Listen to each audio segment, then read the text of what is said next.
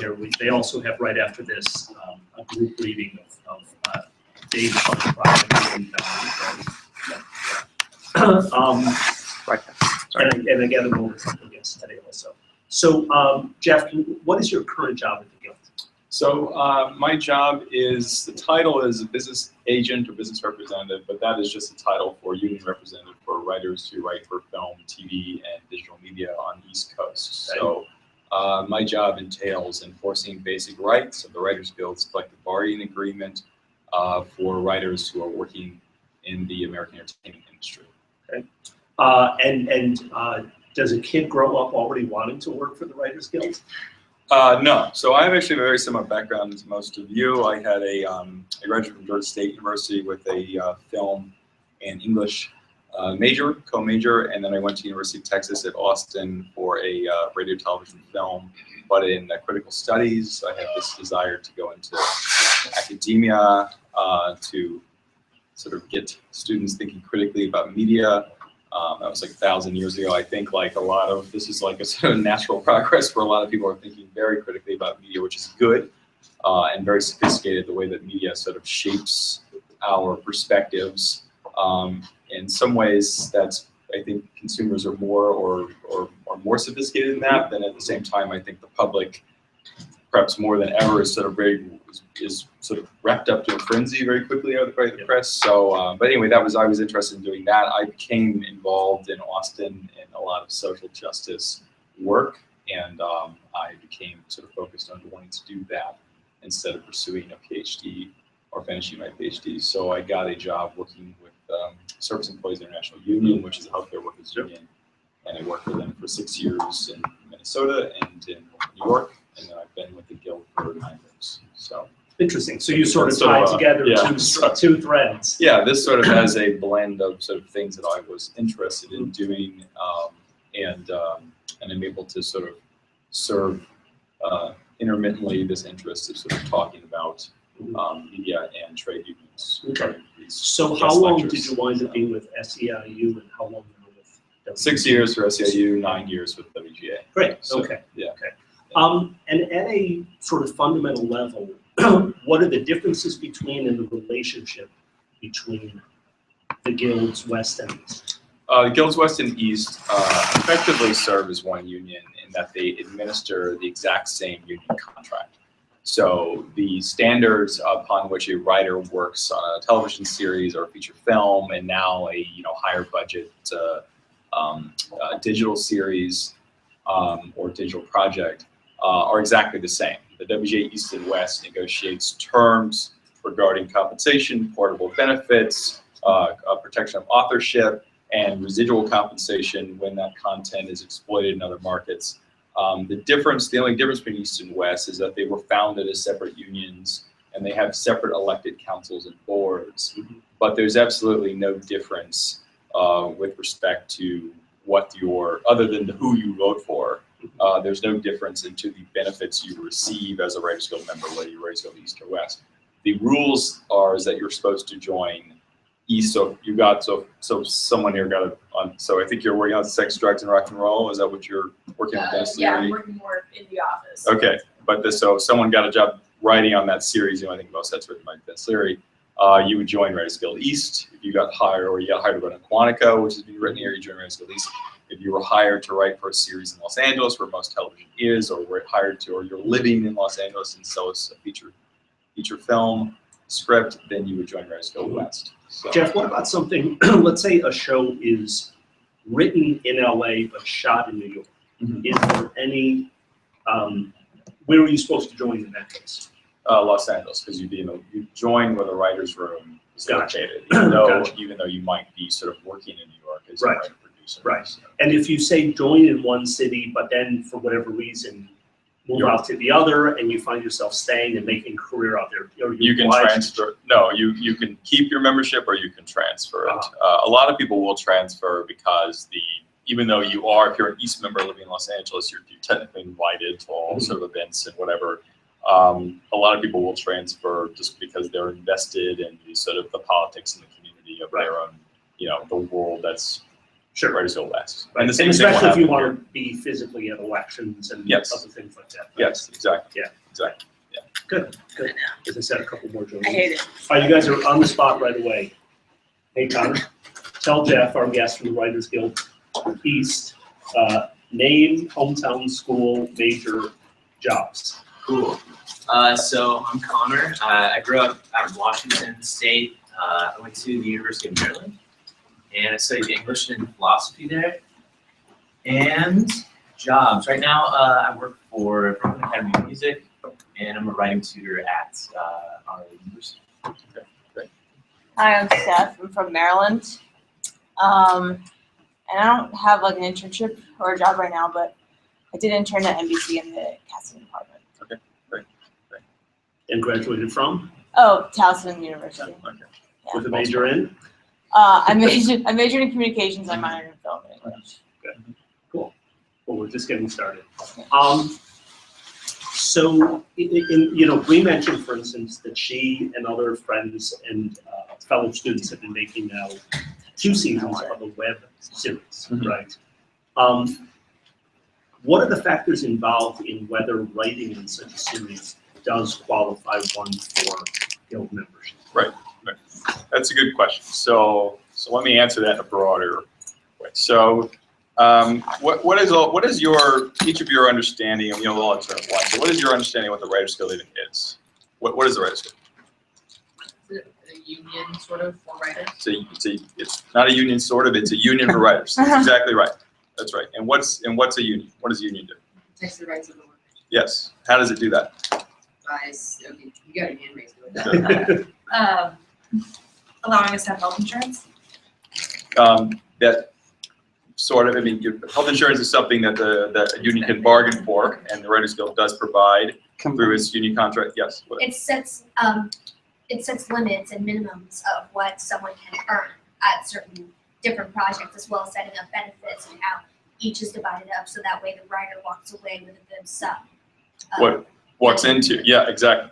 You're not starting from zero. Exactly. How does a union? Exactly. So a union provides it. How does a union provide these things? Combining a bunch of individual voices into one market voice. Boom. That's exactly right. Is the Writers Guild any different than Service Employees or National Union in that respect? I'm not sure. Anybody? No, it's not. So I just want to stress, I always stress in these talks, there's no difference between workers who are unionized here that sweep these floors, providing vital labor in this building, or sort of people that are doing or organize in a restaurant, or people organize in a hospital, versus people who write films for a living, write television for a living, direct films and act in them, okay? The advantage that WGA has, and the Screen Actors Guild and Directors Guild, and the industry you're into, while it's competitive, to the point you made before, is you're not starting from zero when you get hired on a series, or you get how you sell a script or whatever. The union has provided a floor of compensation that sort of is representative of what you described as sort of the needs of the workforce, okay? And where does that strength come from? Does it come from people like me, like yelling at Warner Brothers, or does it come, where does the strength of the Writers Guild come from? Comes from the fact that we had a very short season of television a couple of years ago. Well, yes, but who Strike. decided to do that? The workers. Yes, exactly, the writers. So a lot of times I stress this point, and maybe this is something all of you already had a consciousness of. Even when I was working for, I don't know how many people you just sort of randomly met who dedicate their life to be like a trade union activist, but it's like, you would think someone who do that would have a sophisticated understanding of or maybe perhaps a skeptical understanding of what a labor capital relationship is between workers and management. But even I worked at SEIU assumed incorrectly that if someone sold a screenplay or someone got hired on a series, it was just so competitive, and the method upon which someone differentiated themselves led to this sort of automatic recognition of sort of high compensation for skilled labor. Now, there should be high compensation for any labor, but especially skilled labor, but that's not automatic. It's there because the WGA insists that it be there. Now, a lot of writers work at an overscale fee, which is over the scale means the minimums that the WGA establishes, but that floor is very, very good, and it comes entirely from writers sort of over time, over the past 80 years, demanding that floor raise. So this is a circuitous answer to get to the web series, but we have in 2007, 2008, there was that short season of television. The reason the WGA went on strike is for two main reasons. One was to get reuse money from, so writers have historically received residuals from a sort of something re-airs in the market that it was originally exploited. So an episode of television airs initially. The writers receive money to write that. The credited writer or writers in an episode, when it is rerun on television or it will appear in another market, would receive money. When it appeared on the internet, they got $0. Okay. And so in 2007, the WGA decided that the writers decided, well, that's not fair, and no one's getting this, and we need to sort of fight for this. The second important piece of this, and I think a more important piece of it, is we had no jurisdiction over made-for-internet content, which includes not just lower budget web series, but it includes high budget, so House of Cards, Orange New Black, all of these series, the Unbreakable Kimmy Schmidt, all these series that have appeared and been successful since then. We had no ability to say, the WGA, this has to be Guild covered. Writers who work on this have to receive, contributions to the pension health plans. They must receive minimum pay. They must receive residuals. They must be treated as though they're working for a regular television series. It doesn't, our point of view, it doesn't matter the delivery upon which the content was sort of being, or how the content was being delivered. It was the type, similar type and quality of what was being delivered. So in 2008, we were successful in sort of gaining jurisdiction over that content, especially with certain budget and type. We also are able to cover lower budget content if the writer would like to join, or writers would like to join the WGA by self-producing something or working on lower budget. And we've covered plenty of that. And we have something called a digital caucus of writers or artists who work in that industry. And this is designed specifically to sort of bring artists together in a group to sort of not just sort of network one another, but to sort of make us aware of challenges that they're facing and how we can sort of better serve them as members of the union. Or not as members of the union. The digital caucus is also open to non-members and people who are sort of breaking in to the industry through that route, or maybe just want to make a living making their own independent productions. The WGA is a resource for not just its members, it is a resource for all writers, producers working in the industry. You should turn to it if you need any information, if you need us to review a contract, if you need us to check on a producer, if you need us to let you know what the industry standard is. The advantage of having a strong union there is that it does set the industry standard for compensation, establishes labor standards. Same thing, Directors Guild, Screen Actors Guild does the exact same thing. And that's due to the density that the WGA is fortunately able to have in the American entertainment industry. So while, as I mentioned, it's very competitive, as you know, to get a job, to find work in the industry, once you do find work, you're guaranteed a certain form of compensation, and you're guaranteed health benefits. Those benefits are portable. If you work for Sony or for CBS, you're going to get the same health care. If you wind up sort of having one episode of TV or one film, doesn't even have to be a success. If it sort of re-airs, if it's made available anywhere else, you'll receive residuals, and your estate, after you die, will receive residuals for the rest of your life, all collected by the WGA. And these are all basic benefits provided by the Guild. So this is kind of a broad summary, but I want you guys to consider, as we talk about the WGA, I want you to consider these things. So these are hard-fought benefits, but they're also something that they're not exclusive to members only. There's something that we want you to be aware. The reason I am participating in these meetings, I want you all to be aware. I'm not sort of giving you a sales pitch for the WGA as much as I want you to be aware of the basic terms and conditions that you should expect to receive, and also that you should not hesitate to turn to the Guild when you have any questions. I field many, many calls every single day from people just wanting to know, what should I expect to receive for this? Is this producer a good actor? Is this producer a bad actor? So the original question, so yes, we can cover lower budget digital series if you want to, but we also can sort of provide support for those of you working in that field. So Geoff, you mentioned the caucus in the case of digital. Yes. Are there different tiers of membership? No, there's not. The Writers Guild West does have certain tiers of membership, and that you become this sort of essentially an associate member if you, upon sort of entering into a certain level of deal, which doesn't quite make you a full member. If you sell a screenplay, then you're a full member. If you enter If you're sort of in a development deal and you haven't a member, you're an associate member until you reach a certain earnings threshold. Writers Guild East, you're a full member as soon as you're working for a guild signatory company. So the way you join the WGA is that a signatory company, and a signatory company is just someone that's signed on to the terms of the Writers Guild's basic agreement. They hire you to work for them, or they purchase something that you've previously written. So this signatory company can be something as large, you know, as CBS, it can be, or Disney, or it can be as small as, you know, you want to set up your own LLC to produce your own work and hire yourself, and you want to join the guild through that route, or whatever. Or you work for, you know, so if your professor here puts together you know, a sitcom on a group of intrepid MFA graduates, and you will work for him, he can become a signatory. The budget is not really, there's no minimum threshold for what the budget can be. Typically though, the route that people join is sort of joining a larger budget productions, because the terms that the WGA requires tend to reflect higher budget productions. So I'm thinking in the case of Reese, because she's chosen to distribute on YouTube. Have any of the so-called multi-channel networks on YouTube, the full screens are awesome, and are any of them signatories? yeah, so I mean, not the full. We want YouTube Red to be a signatory, but there are independent producers that have become signatories for independent projects, and YouTube is their distribution channel, Right. in addition to a URL that they'll establish themselves. But we would like wider coverage of that at this point. So Netflix, Amazon, Hulu, Vimeo, Yeah. all signatories. Vimeo is project by project, but Netflix, any subscription video on demand service, especially with a certain budgeted type, and including also these original Yahoo productions, these are all covered, which is great. Yeah. Is the guild broken into sections based on region, like other unions are in the business?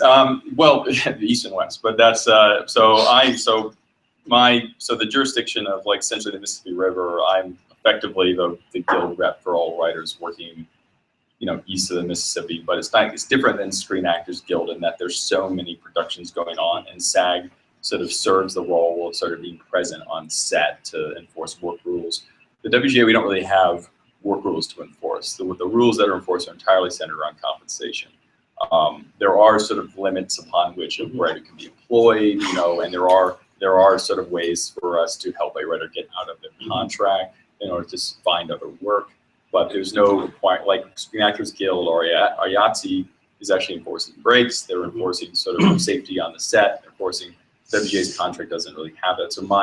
So I'm not really typically on set, like, like where I would be in my last job, which was like be on site and sort of dealing with problems. And the issues that I'm sort of principally dealing with are centered around someone just not getting paid, or there just being some issue with a deadbeat producer or something like that. So Geoff, this might apply maybe more to features than to TV, but I'm curious since you raise it. Have the guilds, or the guild, what's appropriate given East and West? Is it still referred to as the guild? I see no. I mean, I see no difference. Okay, so we'll call it singular. Because I was in touch with West like every day. Right. So okay. So we'll call it the guild. Yeah. Are there any efforts to ensure the writer's role, especially in the case of a film, after she or he has delivered the script? Role in terms of being on set or being on or even even protecting the original work if the writer is not there. You know, are there any rules that define what can be done to one script? Oh yeah, absolutely. So there are what can be done to a script. So the fourth tent poles that the WGA provides: compensation, pension, and health. When I say pension and health, you understand what I'm talking about. So health is health insurance, right? But pension is like all these other. This is a really big benefit too, because it's like this is called a defined benefit pension plan, which is not a fixed benefit pension plan, which is what a 401k is. A defined benefit pension plan means that once you are vested in a pension plan, when you retire, you'll receive a stipend based on your cumulative earnings for the rest of your life. So if you've earned a good living in sort of the entertainment business, you'll receive a very generous pension for the rest of your life. Even if you've earned a modest living, you'll receive a very good pension for the rest of your life upon retirement. This is something that used to be commonplace in American workplaces, but it's not anymore. So this is a very, very good benefit. But The fourth of it is credit. So in terms of when the original writer, this is one of the reasons the WGA was founded. It was over protection of authorship. You know, when the studio system was originally created, there was essentially rooms of writers churning out content. Many of them would contribute to one script. That the assignment of credit would be based on whatever the producers decided the credit would be, and was oftentimes not reflective of what the writer actually contributed. So the WGA established a system of sort of credit rules, which are very, very strict and very, very fair, and entirely determined by the WGA. So in terms of what a writer, the first part of your question, the WGA does not insist that a writer of a screenplay be present on set. There are sort of professional guidelines that we sort of try to enforce, but there's nothing in the NBA that says a writer has to be on set for a theatrical film. For a television series, as you know, writers are on set because they're running the show. But for the actual sort of content of the script, the WGA has rules where an original screenplay written by a writer or writing team must take precedent in terms of the assignment of credit. And then every subsequent writer who writes for that, writes on that script must meet a threshold in order to have a shared credit. And in some very, very rare, I mean, it's virtually impossible for an original writer or screenplay to be removed from a script.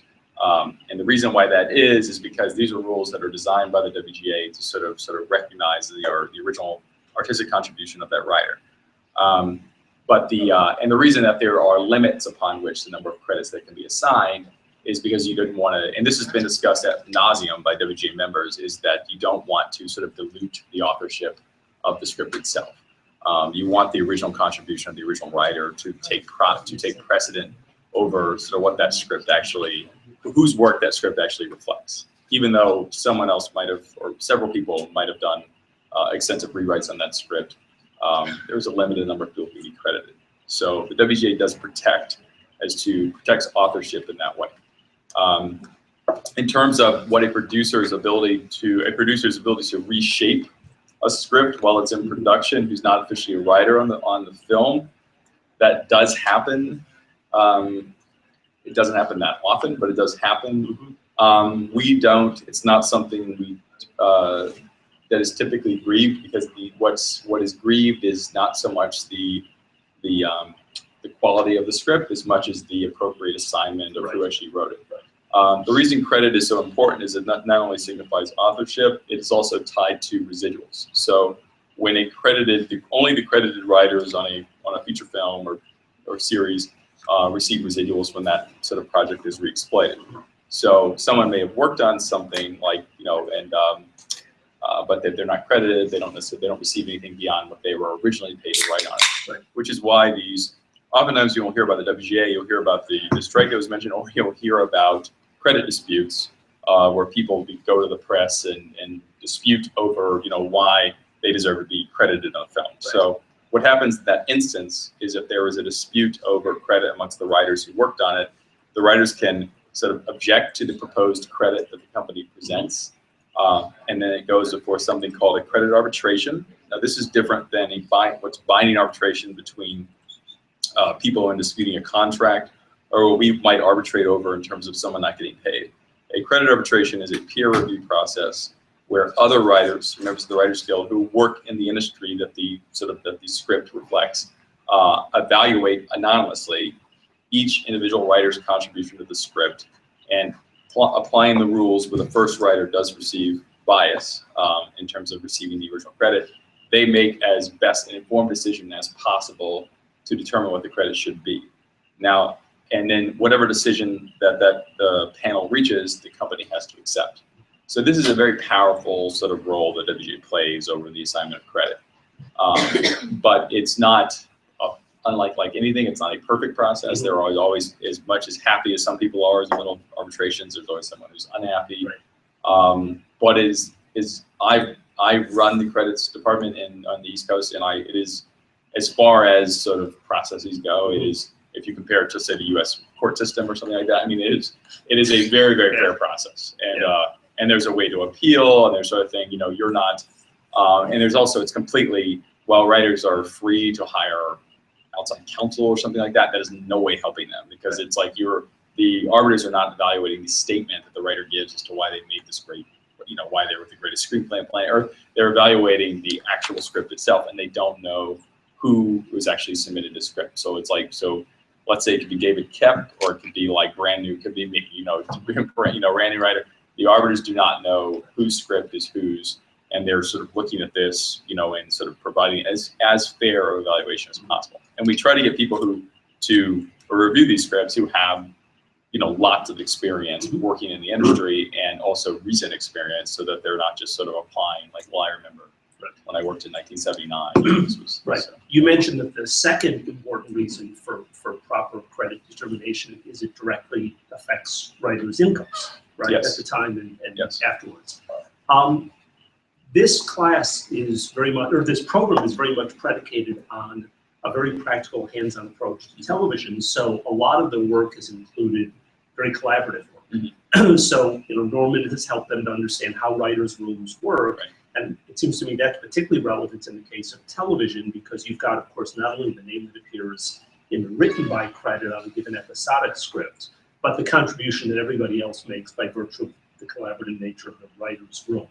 So does one's other credit, not just the written by, but the series credit that you have, whether as a writer or producer, does that also affect one's income beyond just the fee that you're paid for that other role? Do you see any other Yes. residuals, for instance? You don't see, that's a very good question. So you only see residuals on the, so if, let's say you wrote on, Quantico or something like that. You only see residuals on the episode that you were specifically credited on. However, you'll notice, or next time you watch a series, you'll notice that there are other credits that are assigned on an episode. You'll see these producing credits: co-executive producer, story editor, consulting producer.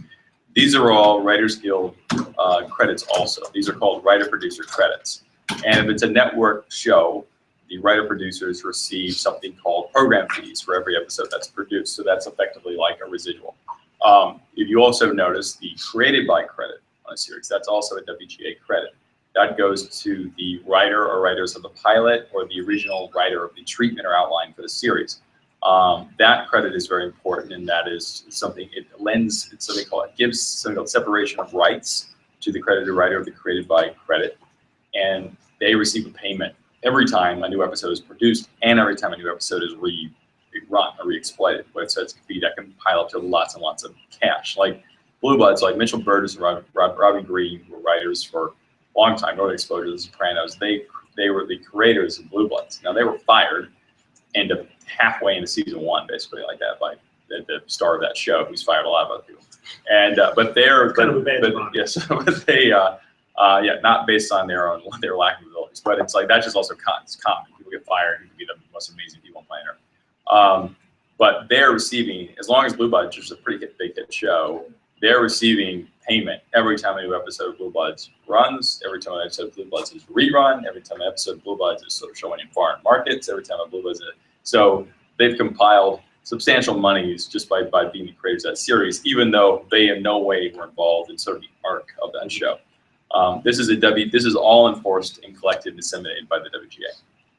So Geoff, related, I don't recall if it's as popular as it once was, but there was also, may still be, the developed by credit. That's not actually a guild credit. it is a guild credit in that it's developed by credit isn't created by credit without the things I described. So, Okay. so the created by credit gives you these sequel payments, which I described, but they also give you separation of rights, where it's like, let's say Blue Bloods has a spin-off series with Tom Brady's, blanking on her name, Bridget Moynihan. Bridget Moynihan has and New Kids on the Block, Donnie Wahlberg, like they. So my recall as I've gotten over it's been like, you used to be able to pop out pop cultural references, but I think it's more luggage in the suitcase. But so if they, like, let's say they have a spin-off buddy cop show, so Mitch Burgess and Green are going to get paid for that too, because these are characters that are essentially created by them to show that they hold separated rights.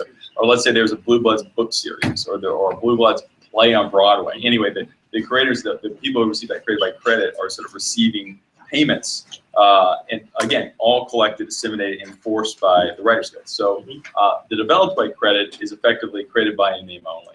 And so you get you have developed a series, and that you have, and that essentially means that you have created a series which is based on source material. So the show,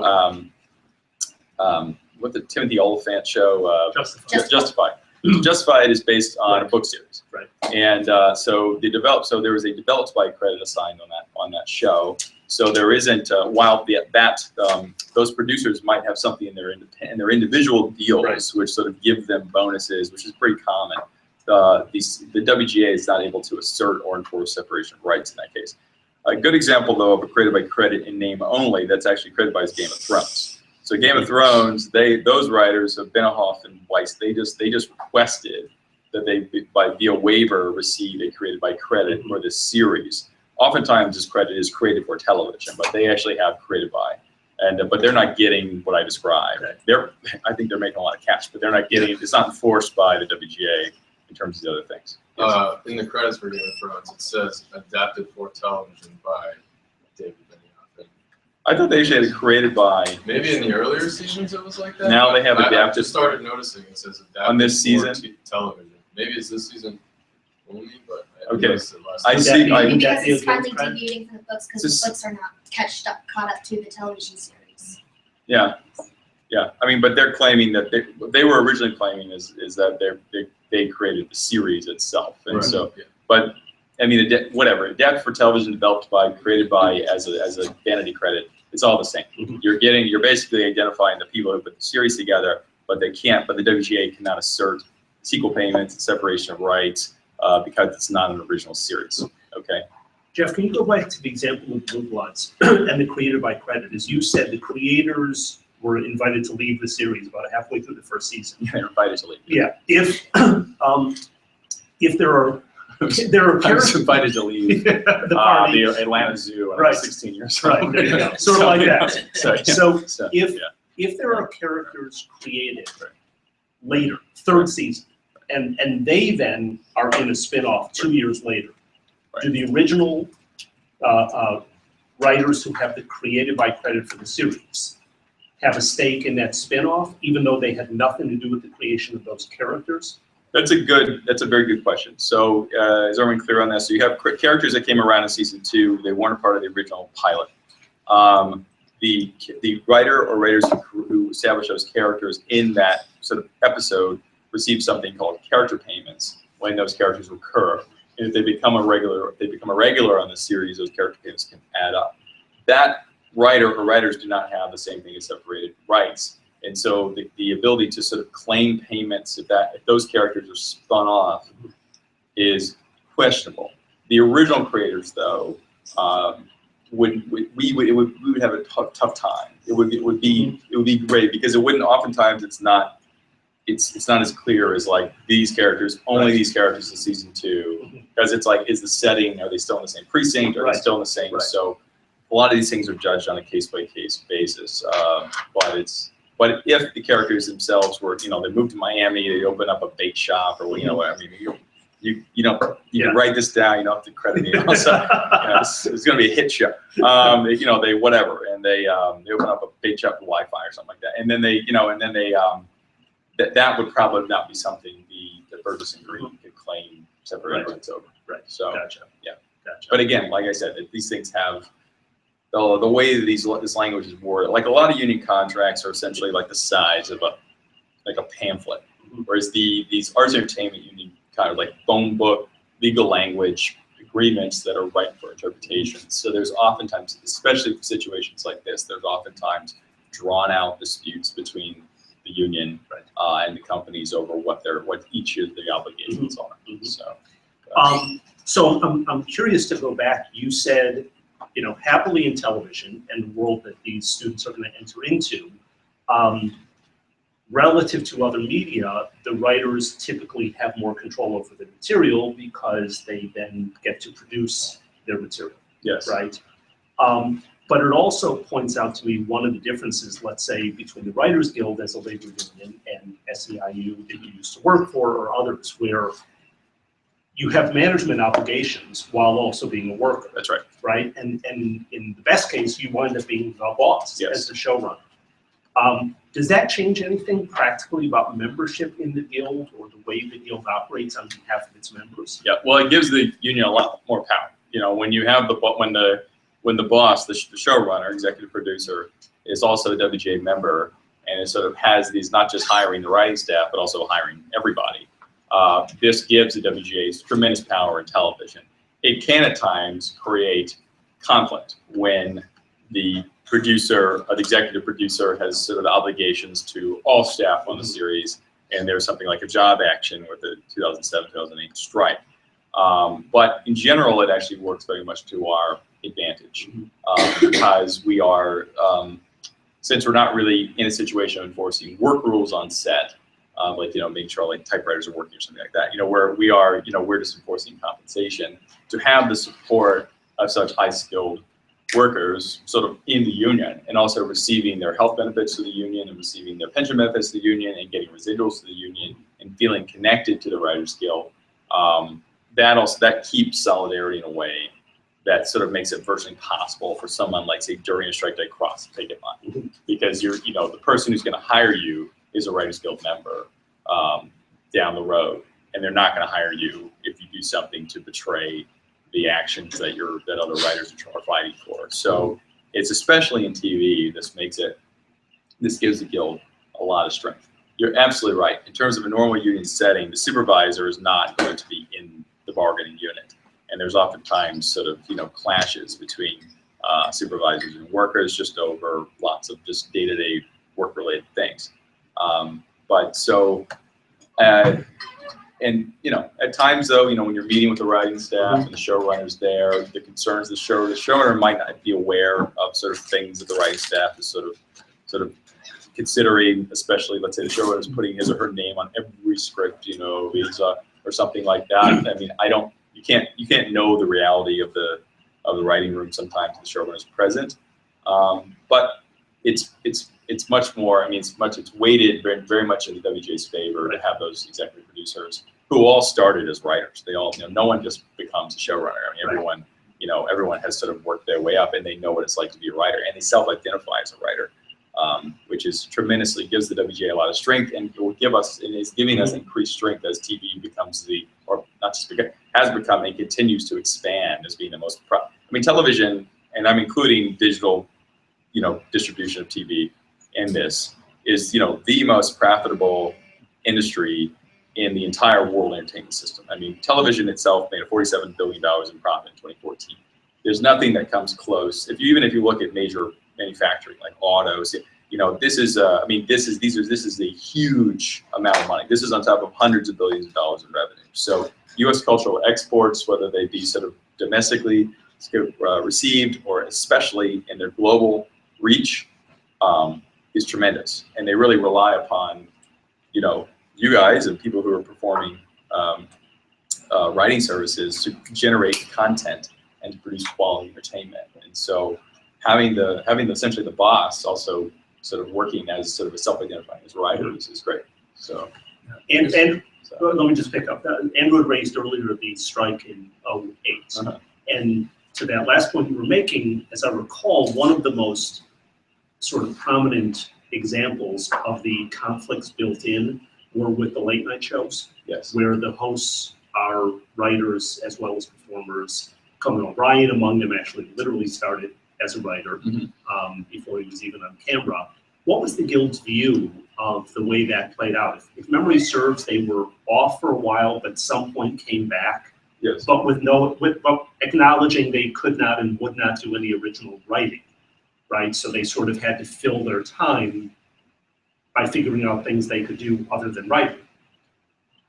Yes, I mean, it's a delicate issue. I mean, we were not in support of Conan. Ellen DeGeneres was the first person to go back on the air. It wasn't a late night show. It was a similar format show. We were not in support of Conan O'Brien, Jon Stewart, Stephen Colbert going back on the air when they did. The claim was there wasn't any writing. I mean, they were still putting on the series. It's hard to put on a series when you're not doing any writing. So, I'm not. It is what it is. I mean, it didn't impact. It didn't so much. I don't think that really impacted this strike so much, but it didn't help. And had they stayed off the air, it would have been better for the effort. But the same thing happened in the '88 strike. Carson went back on. There is this sort of sense with a show like that there can be this improvised aspect of sort of that kind of sketch humor or sort of guest interviews. Anyone who's worked in that genre knows this is all highly scripted. So, David Letterman actually cut a deal with the WGA because he owned the company which produced The Late Show, Worldwide Pants. So he said, I will agree to the union's last offer. I'll agree to match that if you permit my writers to come back on staff. We agreed to that. And The Late Show was actually very helpful in terms of promoting what we were doing and educating the public on it, and also just absolutely unequivocally empathizing with it. So I don't consider Conan or Jon Stewart or Stephen Colbert like scams. Right. So, I'm just curious too. so. Are you able to share any of the particulars of how that Letterman arrangement came about? Oh yeah. This is all public information. I mean, Letterman effectively approached the WGA East and said we or his people did. This guy Andy Gawker said we would like to we feel like we are your signatory. So we as a separate signatory that pays our writers, we will agree to terms to sort of permit that you're asking for. And then the WGA West also did the same thing with United Artists. They said UA said, okay, we'll do the same thing to get sort of production back going. This was a kind of a wedge as a way that the WGA believed was applying pressure to the major studios to reach agreement. I think it was effective, but then at the same time, when you had Conan on NBC, and then you had Jon Stewart and Stephen Colbert actually offered to do the same thing Letterman did. But they don't, because there is the company that produces The Daily Show and now The Nightly Show is a company called Hello Doggy, which was established, which is technically a separate entity, but it's really outright. It's not like Worldwide Trousers, which is outright owned by Letterman. Hello Doggy is effectively owned outright by Viacom. Hello Doggy can't just make a unilateral move without the approval, so they were not permitted to do so. But they did approach the Guild about doing exactly what Letterman did as a way to sort of support this right. Conan did not, as far as I know, did not. Right. So. If memory serves, Andy is at Jackway. Is like one of Letterman's attorneys, right? So that's how they actually made the approach. Yeah, I mean, I wasn't directly involved in those conversations, right. but that's as I understand. Okay. So yes.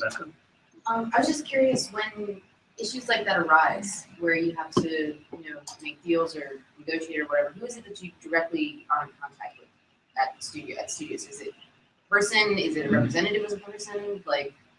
It's a good question. On a scale like this, that would be a high-end sort of business affairs executive. But for the most part, I am regularly involved in negotiating sort of side letters for basic cable series that are covered by the WGA, but are given certain easements that permit the company to say not have to pay full farm residuals, or to pay a cap on sort of or a lower percentage towards after a certain airing.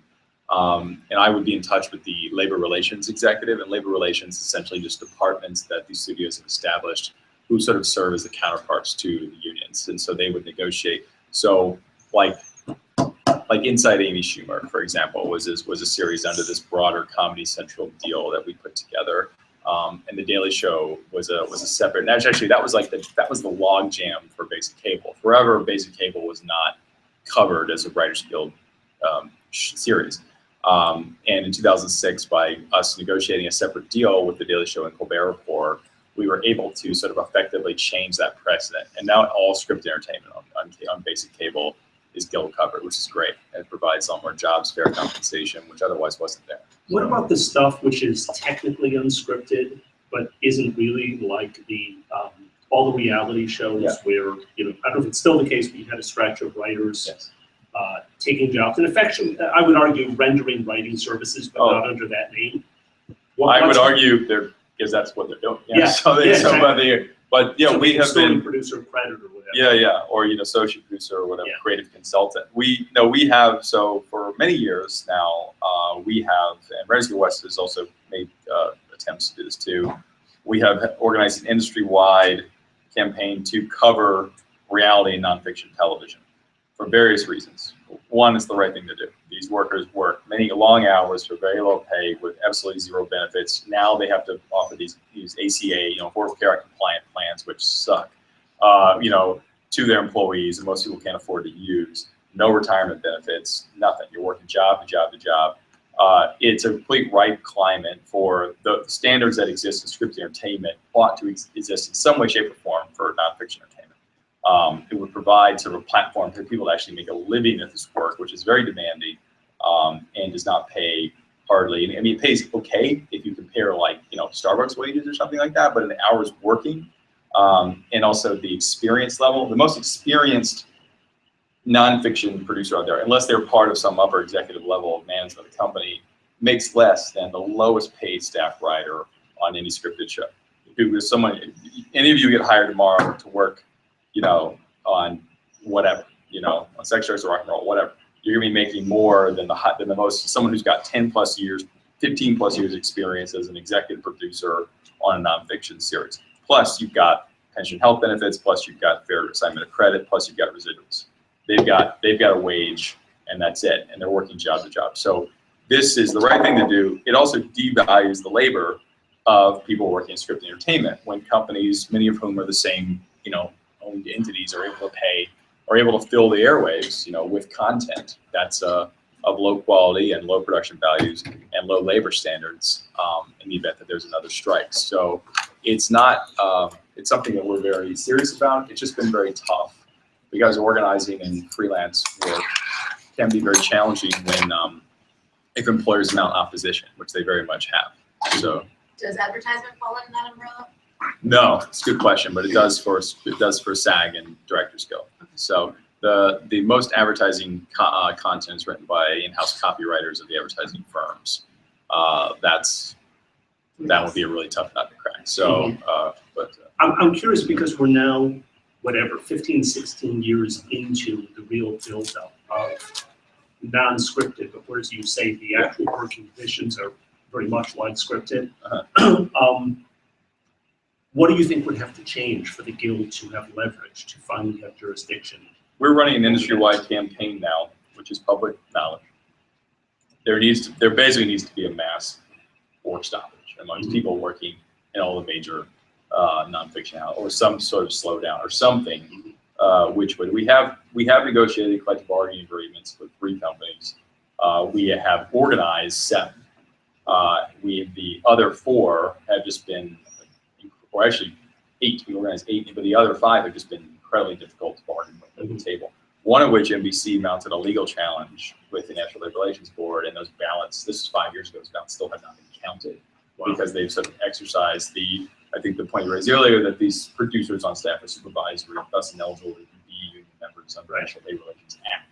So if a company wants to, this is true with the WGA, it's true with any union. If a company wants to fight their workers' right to organize, they have, unfortunately, incredible, and they're prepared to pay for that, they have incredible leverage to do so. It is something that the right to organize is something that is just too difficult a thing. It ought to be a very basic thing that workers have. So we're dealing with like the same way that, these Verizon, the reason these Verizon workers are on strike right now is because CWA has been trying to organize Verizon Wireless for 15 years, and they spent millions of dollars on that, and Verizon has spent 10 times that fighting it. And it's just been, if the Verizon Wireless stores and content was, or not content, but Verizon Wireless work was organized, this Verizon strike wouldn't be happening right now. But they're trying to sort of, they're pointing to their Verizon Wireless workers going, hey, these people make less. They don't get the pension benefits. They don't get these greedy health benefits you got. You're bankrupting us. And the union's saying accurately, no, you're trying to sort of bring us down so you can make more money up here where we want to rise. We want the ship to rise all, we want the tide to rise all ships. So it's a struggle. So we don't want to be Verizon. We don't want nonfiction entertainment to essentially sort of eclipse. I don't necessarily see that happening. Nonfiction doesn't make nearly as much. It's a lot cheaper to produce, but its tail is short. I don't know how many of you are watching reruns of Survivor from 2000, maybe. I don't know.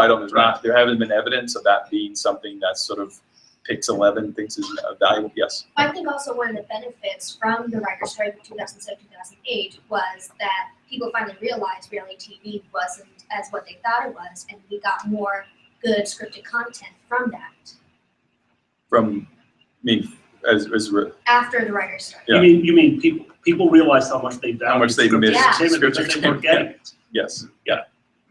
Norman, you have a question? Yeah, they're about to go forth. Mhm. And beg people to work. Yeah. And they will come upon a class of predators, Mhm. who we like to call producers and networks, who they'll pitch ideas, and then the producer or whomever they're pitching to will say, look that over, come back and talk to us. Mhm. At what point do they have a right to say, I've been back, I've refined my pitch, I think maybe it's time to, at what point can they legally say, or can they morally say, Mhm. I think that need to be paid. Right. Well, that's a very good point, and that's a situation that I think all of you will at some point find yourselves in if you continue this line of work. I start most of these talks by saying all of you, I assume, have gone into this because you believe you have very important stories to tell, and you're driven artistically. You're compelled to sort of work in this industry. I don't think I haven't met too many people that want to be filmmakers just because they want to be rich or something like that, or famous. I think there's something, especially with people who are writers, they want to do something, make an indelible artistic contribution, and that's great, and that's driving your work. You also are entering into a business, and you need to recognize that you have worth and value in that business. If a producer, anytime a producer is talking to you, no matter if they're sort of a studio executive or if they're an independent person or a friend of yours, about sort of producing something you've written, they are not doing you a favor. They are doing this because they think they can make money off what you wrote, or they can they can turn what you wrote into something that will be of value. So you should never lose sight of the value that you bring as the writer. Without your script, there's nothing. Okay, so always remind yourself of that. You can, at any time, you have full possession over your literary material. At any time in a conversation with a producer, you can withhold that and say, I mean, it's fine to review, here, I've got this idea about this, whatever, I want to make it, and they're going, I like it, it's great, can you do, and if the producer, Norman says, wants you to do rewrites, or they start having you do work, it is not rude or unfair for you to say, well, I think I deserve payment. If you're working with a big studio, you should demand to say, well, I want to be hired under a guild contract to provide writing service or to develop this pilot. If you're working with an independent producer who's not a guild signatory, doesn't really have the means to be, it's not rude to say, well, I want, and I would recommend you do this, say, I want a contract in writing which spells out terms of our relationship, okay? That's signed by both parties and ideally witnessed. At that point, you have a legal means to sort of, if it's a guild contract, the union will sort of, force terms on your behalf. If it's an independent contract, by demanding that contract, you are sort of demanding the respect. You're basically checking to see is this person serious, and then you're actually commanding the respect of them, and you're making it less likely a dispute will happen in the future. When you don't have a written document between yourself and another person, the dispute is much more like a conflict is much more likely to occur. At any point in a conversation, no matter who you're meeting with, you can say, and guild guidelines set this, is that you're not supposed to leave behind a script unless you're paid for it. You're not supposed to do rewrites without being paid for those rewrites. And you're not supposed to work for free. So these are rules that are not designed to sort of prevent your work from being produced. These are rules that are designed to protect you from being scripted or being exploited. So is that, Yeah. okay? Yeah. Okay. I do want to open it because we have a lot of people here who are producing web series, right? Mounting them, and the access they might have to get into the guild in the new media area. Right. So before you were talking about ad sales or ad writers, or copywriters, as they call them, based on Rebecca's question. And so, and obviously, stopping if you talked about it before LinkedIn, but companies like Disney, Disney Channel, that are big enough to be able to say, like, we can create an incentive for people to work here without having to offer these people pay, whatever. They're not affiliated with the Writers Guild. Disney live action is not. You mean Disney animation? Is that what you're? Well, didn't Adam Lapidus come in here and say that he's not in the Writers Guild and he writes for that show Zack and Cody on the Disney Channel? It's like a kids show, and he says that it's fine. They offer you good wages, and it's a big enough company that they can afford that. And I was just wondering. It's a Disney Channel. Disney live action is all. I'd have to check, but I mean, Disney live action, and same with Nick. I mean, for a while they weren't, but that's I was going to say typically that may have, just remembering that show, that may have predated when basic cable Okay. was covered. Yeah. Okay. But it has come up, I think maybe with Jim Kennedy or with others, when we were talking about the difference between live action and Yeah. animation. Okay, so So- Pixar is Pixar. So not- Pixar, so animation has been. This has been a sort of something that's stuck in the WGA's craw for since its inception. There's language in the Writers Guild Basic Agreement which excludes cartoons which would appear before feature films in the 1930s and 40s. These would be, if you recall, these Looney Tunes cartoons. That has been an exception, a jurisdictional exception exercised by management forever. So feature animation films, and also Disney was historically an anti-union company. But feature animation films produced by Disney, produced by Pixar, are not, or also the company Ice Age is but Blue, Right. Blue Sky, yeah. So they're not; those are not WGA covered. The wages are, the upfront fee is typically pretty good on a high budget end, but that's it. You don't get residuals. You don't get, and some of these movies are like I think Ice Age 4 and 5 are like top 10 movies all the time. So it's been something WGA has proposed changing over time, and we have organized animation. I mean, we have been successful in terms of successful series, like the Seth MacFarlane shows are all WGA covered, The Simpsons is WGA covered, Futurama was WGA covered, but that was done on a case-by-case basis because those writers demanded that those be WGA covered. So that was really just to preface Right. my actual question. But for the individual writer who, is essentially working as a freelancer, jumping from show to show, Yes. And who could feasibly, go from a show that's covered by the WGA to a show that's not covered by the WGA, how do you treat those types of people who, might say like, well, I want to take this job. It's not within WGA. Do they just, hand in their membership and then come back the next time they get a job?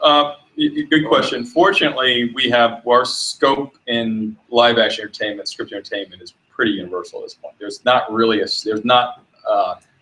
many or any scripted entertainment on television that's not covered at this point. So unless if it's animated, yes. So it's animated, we don't claim jurisdiction over it. So there's no issue with membership. The question is that the WGA has and the DGA has this rule. It's like the idea is that once you're a member, you're not supposed to work for a non-signatory company. That rule exists to protect the writer essentially from being exploited. It is something that oftentimes writers can complain about because they're like, well, you're denying me making a living. Like I said, the density over live action content is so inclusive at this point that writers don't really run into that trouble. We are that problem. We are seeing it now with some lower budget or modest budget digital series, or people who are guild members who are now sort of been hired to work for series that are going to be sort of distributed online that are not like, if it's really low budget, that's not really an issue. What we care about is like something of a similar budget and type, where a writer would sort of be hired and then told, well, it's not going to be guild. But the writer's saying like, I'm sorry, I can't work non-guild. They're exercising leverage with that producer to say, okay, well then how do I make a guild? And if usually there's enough writers that they're going to need to make a series successful who are going to be WGA, or they just sort of need to become a signatory. And if it's a TV series, it's a problem. But again, I don't know of a series right now that's not guild covered. But well, I'll give you a specific example. The Simpsons writer came in here and spoke to us, and he's also written on a bunch of the Ice Age films. That's fine. That's the animation exception doesn't matter. We don't like Michael Arndt, for So example, that's or just Toy his Story. choice. Yeah, animation, because we don't, any content we don't claim jurisdiction over. If it's animated, we can't exercise a working rule over an entire sort of section of the entertainment industry that we don't claim jurisdiction over. So you can't So- just like revoke his membership from the Writers No. Guild because Nor would we. That's not the idea of the membership piece of it is tied to sort of comparable work that's being performed. Now, animation, you already use comparable work in terms of you're writing an identical script, but it's not. It's because it's like working reality TV. You know, we can't. If someone is let's say someone was a writer on the Daily Show and then it didn't work out, and now they got to make a living, and now they're working on Food Wars or whatever on whatever. That's fine. We want to cover reality TV. We're in the process of trying to do it, but that's not a violation of membership. The membership rule is completely tied to working. If let's say CBS says we want to make a non-guild show tomorrow, a sitcom that's going to air on Tuesday nights at 8 o'clock, but it's going to be we're going to establish a company and make it non-guild. Well, we would absolutely go. No Writers Guild members can work on that. Good luck making it a success. Go find recent graduates, whatever. That's the reason that really exists. But for animated content, reality television, at this point, modest budget, new media, we don't really exercise that rule because we don't yet have the sort of the scope over that work. So, and if it's on a case by case basis, the best thing to do is just call and say, I receive these calls a lot. Hi, I want to work on a series, or is it okay? We usually say, yes, or ideally we try to cover it. We can say, does the producer know that we can negotiate terms which aren't going to bankrupt them? We can work with the budget of the series, and that happens a lot too. We recently covered these Atlanta produced series that are on TV One right now, which have substantially terms that are not substantially, but low enough where the producer could afford it, but it was also still fair for those writers, and it also provided work for Atlanta-based writers who otherwise wouldn't be able to sort of work for you. I think you had Yeah, I'm assuming now that membership to the guild is a lifetime, and how is a membership revoked, so to speak, or? Okay, so for Writers Guild East and Writers Guild West have separate requirements. In Writers Guild East, you join the guild as soon as you're hired by a guild signatory company. And as we discussed before, this can be, working for Warner Brothers, or it could be working for John Doe Inc., who has a web series. If those are both routes to get in the guild. Your membership stays active in Writers Guild East for 7 years, at least. But once you get a new guild cover job, the 7-year clock starts over. You still you pay dues during the time when you're not working. You pay out 1.5% of your income of writing earnings toward the WGA for writing services you receive, plus residuals collected by the guild on your behalf. And then you pay a $40 quarterly payment because a lot of writers, even successful writers, are not working over the course of a given 6 months or 3 years or whatever. And so you just sort of pay that fee to keep your membership active. By being a sort of an active member of Writers Guild East and Writers Guild West, you're afforded the same voting privileges, you're afforded the same invitations to guild events and activities and programs and panels and that sort of thing that we put on, and sort of artistic networking events that we schedule regularly. So plus you're also, you have access to me as your staff person anytime you need to. You have access to our legal department if there needs to be a legal claim filed on your behalf. So that's essentially. The West has stricter membership requirements. And the reason why that is because historically they're much more based on a guild model where it's like we want to keep the pool of laborers as skilled as sort of work. That's our leverage, is people who are sort of constantly working. So it's easier to lose your West membership than it is your guild, and you also have to keep sort of points towards earnings accrual to keep your membership active. But it's not like you're kicked out after a year. It's a stretch of time where you can. Jeff, I assume you can only get health benefits while you're an active member. That's a good question. So you can receive your health benefits are based on earnings. So the WGA sort of requires that any signatory company make contributions on top of earnings toward pension health benefits. And as of today, actually, those pension health benefits are 18% on top of compensation. So, let's say you make $100,000, developing a pilot. the company must make pay $18,000 towards your pension health plans. Right now, the minimum is about 38,302 to quote. Once you earn 38,302 in Writers Guild earnings over 4 quarters, not over a calendar year, but over 4 quarters, then you'll qualify for a year of health benefits.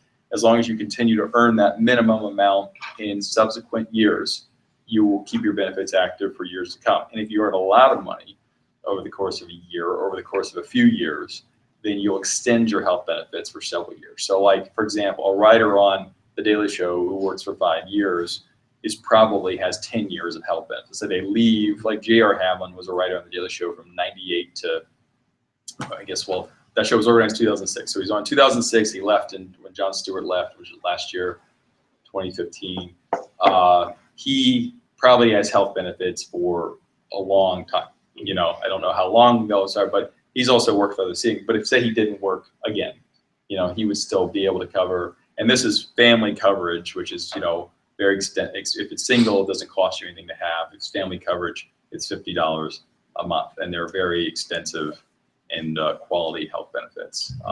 Yeah. How is that divided up? So say, you know, you're making above the minimum and, you know, you barely use any of your health benefits. Does that get moved towards your pension, or is it? No, the 18% is divided up. So it's 9.5 for health, 8.5 for pension.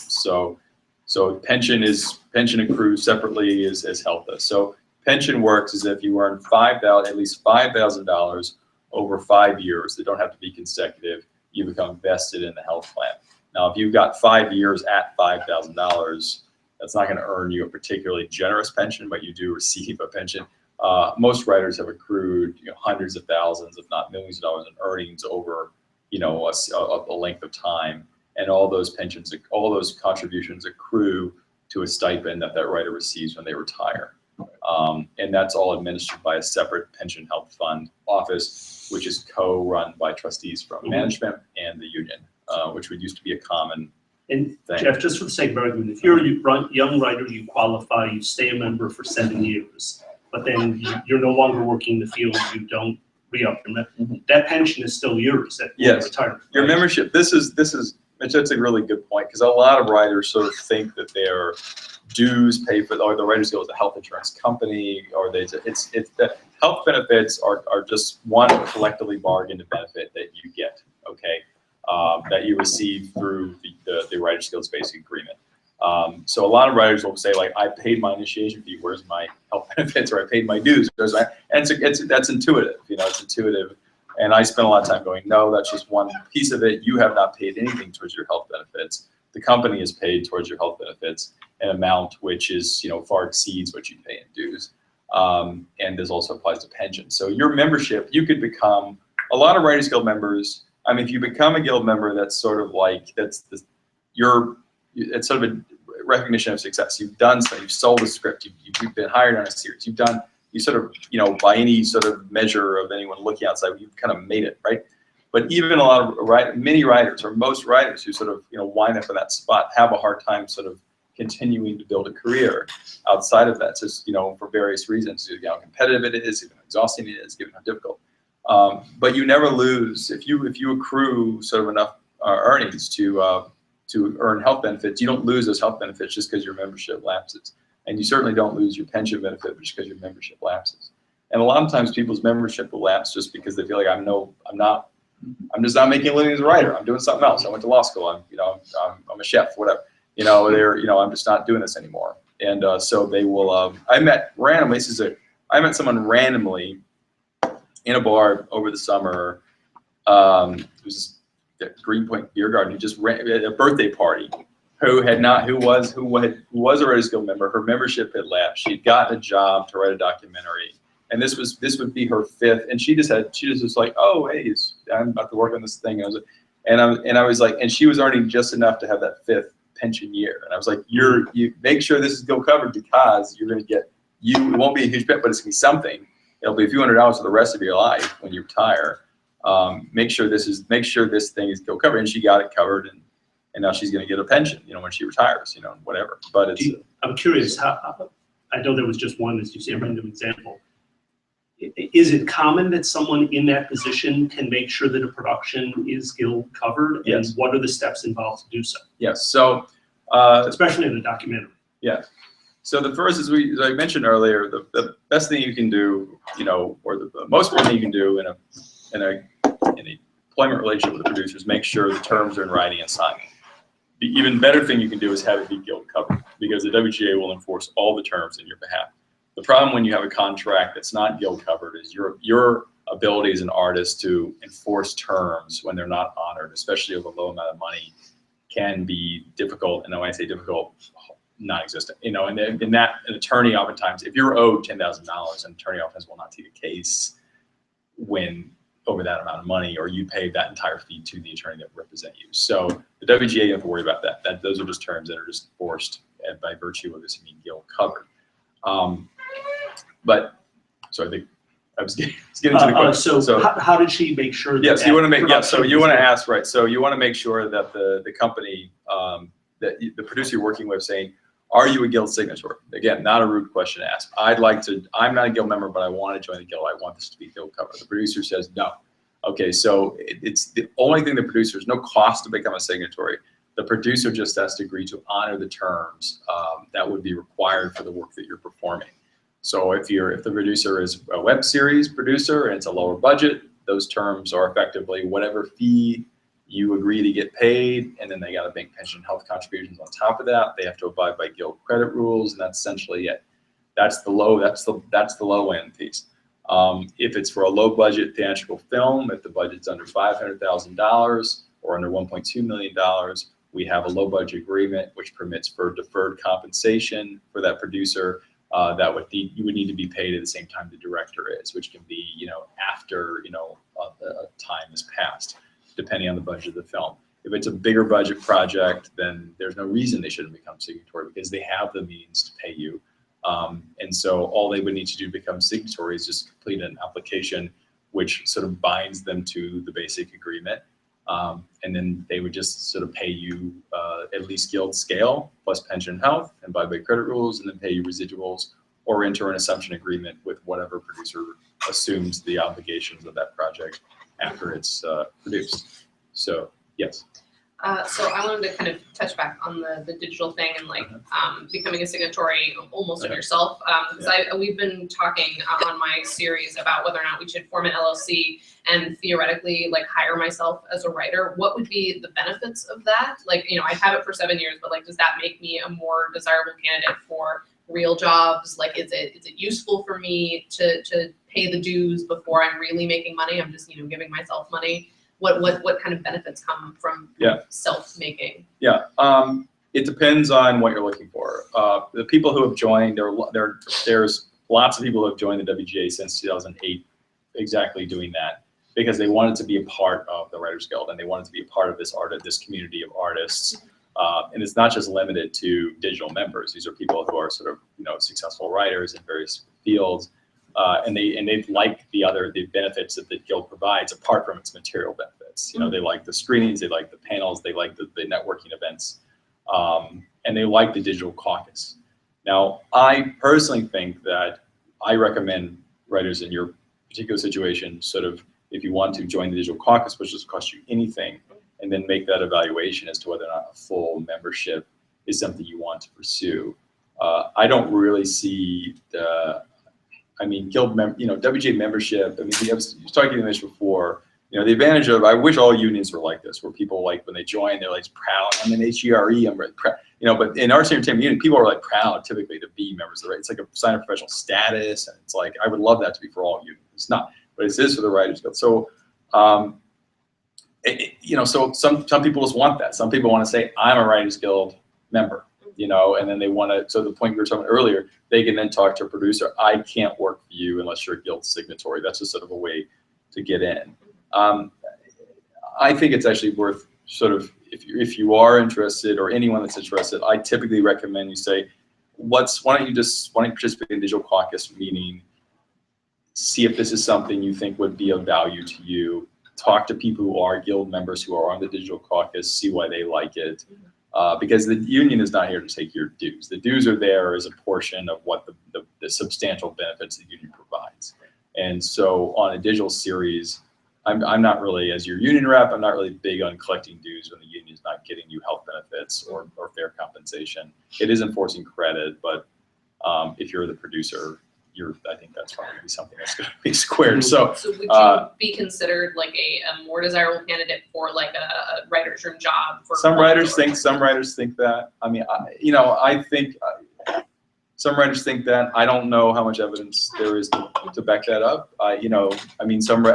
It's the desirability of your. I mean, I'm the workers' rights advocate. I'm not a producer, but what I've seen is sort of people who've been successful in this industry, and your professors here are going to be certainly Mr. Steiber is going to give you a much better answer than I can. But my sense is they're evaluating the quality of the quality of the work that you presented, and the volume, and how much, and your ability to work to reproduce that is really what is going to determine whether or not you're hired, not if you're already a guild member or you're not. Someone's credits as a guild member, someone who's a guild member and has substantial credits, will help them get jobs. But if your credit is like, I'm credited on my own web series, I'm not certain how much a guild membership helps. So, but yes. So what percentage of guild members are making these minimums to receive these benefits? Yeah, it's good. At a given one, if there are 99% of the members are joining the way she did. No. Very few are joining the way. Very few are joining. Most people are joining on traditional projects. There's been about the Writers Guild East, I think, has since 2008. I think about 100 people have joined that way. Not all of them have kept their membership active. Some people have stayed active. Most people have joined. Most people join the traditional route. So out of how many members are working or getting benefits? Well, how many members are in the Writers Guild East? So there are 4,000 in the East, 8,000 in the West. So it's about 12,000. And then over the course of the year, about 1,000 are working. Maybe 1,000 are earning enough to keep. I mean, if you include residuals, probably maybe 3,000 are earning enough to keep benefits active. Okay. Depends. The more of the digital entertainment has provided a sort of a route for more work opportunities, but shorter series also have limited the amount of time people can work. So, and also extended production. So there's not, I mean, in some cases but then that tends to fluctuate. So like there are 3,000 people maybe working, 1,000 people working, 2,000 maybe additional getting residuals, keeping, and then next year it could be a whole different. But I think for us it's important to identify that and to view the guild as a stepping stone, not as like a guarantee of being able to make a living. No, that's a good point. It's not so much. I don't know what they call it, a stepping stone as much as it enforces to more options. Yeah, but it's principally there to establish minimum labor standards that you would expect, unlike a reality TV where you're starting from zero. You're not having, when you're getting a job, you're knowing, at the very least, if I'm hired as a staffer on a series, I'm going to make $4,000 a week. I'm going to earn this much in script fees. If I do have a script, I'm going to receive this much. You can sort of estimate what you're going to receive. Your compensation is not entirely based on what an agent or you yourself can get for yourself, which if it wasn't there could be whatever. I'm going to do you a favor. You're going to work on a series. I'm not going to pay anything this year. If one of your episodes is a success, we might bring you back next year, pay you. I mean, it's entirely based on the producer, and given the glut of people who are sort of prepared, talented and prepared to do that work, the union is there to make sure that these employer abuses don't happen. And again, let's be clear, these employer abuses don't happen because employers suck. They happen because that's just the reality of the workplace. I mean, the reality of any workplace is people who own things want people to work for them for as little money as they can. I mean, that's just the way it works. And they also want, just like people want to buy things for as little money as they can. So that doesn't make people good or bad. There was just the reality. So what the Writers Guild provides is sort of a path, sort of expectation of standards which are constantly improving through writers as a whole negotiating for them. Okay, excuse me, if I understand right though, you're arguing in addition to all that, understand the coverage you get, but don't go in thinking that guild membership is tenure. Right, exactly. Like from our perspective, I mean, at least up until right now, I've assumed that, Writers Guild membership is basically like you're good, you're in, you're okay. Mm-hmm. This is the bar. And but the truth of the matter is, you have to be honest with yourself about the value you bring, and it isn't directly correlated to being. If you become a Writers Guild member, you're not. You're saying it's not necessarily sort of a. It's not job security. It's not. Right. No. Right. But not me. But this entertainment business, nothing. Well, I'm not saying it's a guarantee, but like I feel like, I don't know, at least my perception had been previously, like not knowing anything about it, but had been, that was the qualifying Look, factor. it's A lot of- disillusioning, a lot but I would of- argue a lot of ultimately employers. healthy. I mean, right, Yeah. Directors, actors, same thing. There's the same protection in the workplace. There's the same, if you will, professional accreditation of sorts. Yes. But you're right, no actor, and to some extent lesser director, thinks, oh, I'm set for life because I got in on one job. So you're right. Psychologically speaking, why are we here? We want to see written by with our name on it. And this is I'd like to part change of the deal here is, and when I got my card, I looked at it and I felt more of a writer. This No, of guild, course. I'm telling you, there are a lot of communist Jews who died for this guild. And I love them, what they went through for us. But the only thing I warn you about is don't get divorced in California because you'll lose half your pension. I speak to that. But no, psychologically, these are all little steps up the ladder. And when you see your name up there in the big screen, on television, even you see your name on your web series, it's a thrill. Where it's up here. But by the way, just because you raised it, apropos of nothing other than I'm late to the party, I finally saw Trumbo this weekend. If you guys haven't seen it, must see. Really? Yeah. I thought it sucked. I think for the lesson that Norman was talking about. Oh. Right. Yeah. I just actually thought liked it. general. I like it as well. That's Yeah. Did you like it? Trumbo? Yeah. Yeah, I think he's got. I love Brian Cranston. Yeah. Would you happen to know if there's a Directors Guild version of the Digital Caucus? I know that's not really your area. I don't think there is, but but you just call them and ask. Do you happen to know with either SAG or AFTRA anything like it? SAG-AFTRA does, I believe. SAG-AFTRA wants to cover. SAG-AFTRA is aggressively covering digital media content, so they have. I mean, SAG-AFTRA is just so huge too. They also have. It's a different. It provides essentially the same things I'm describing, but it's a different animal on that. There's there are tiers of benefits, and there's things of, and there's like certain scales of, and then like the question over here was, commercials are, so there's all sorts of, and they're very aggressive about covering, which is great. I would imagine they have several digital caucuses at SAG-AFTRA. Directors Guild, you just call the New York office saying, hey, if you guys have a digital caucus, they'll tell you. So. Just because you mentioned Quantico, do you know other shows that have their rooms in New York, since there are not many? Yeah. There are like 14 series in New York, which is good. That was not always the case, but there are a lot of series that are still written in Los Angeles that are produced here, like Person of Interest or whatever. But do you know the ones that are written here, other than Quantico? Yeah, I can send you. I can't recite them all, but Unbreakable Kimmy Schmidt's written here. Quantico's written here. I mean, that was Tina Fey, Robert Carlock are very much invested in. The new Michelle and Robert King series, Brain Dead, is written here. This new series on AMC, which is title changed recently, is written here. I mean, Turn? No, Feed the Beast. Oh, right. Yeah, Yes. Vinyl is here. Vinyl moved, but Vinyl was here. Girls was here. It moved. It's Was in the LA. Gotham Writers Room here? No, Gotham is in LA. Nancy So Drew, I think, Inciting is setting Schumer's up here. Nancy Drew is setting up here. I think they get picked up. Yeah, Right. yeah, that is We're true. working with the mayor's office Mhm.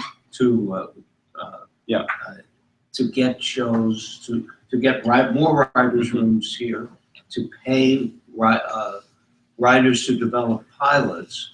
Mhm. Well, we're sort of stalled. I don't know, the Writers Guild. Yeah. Oh.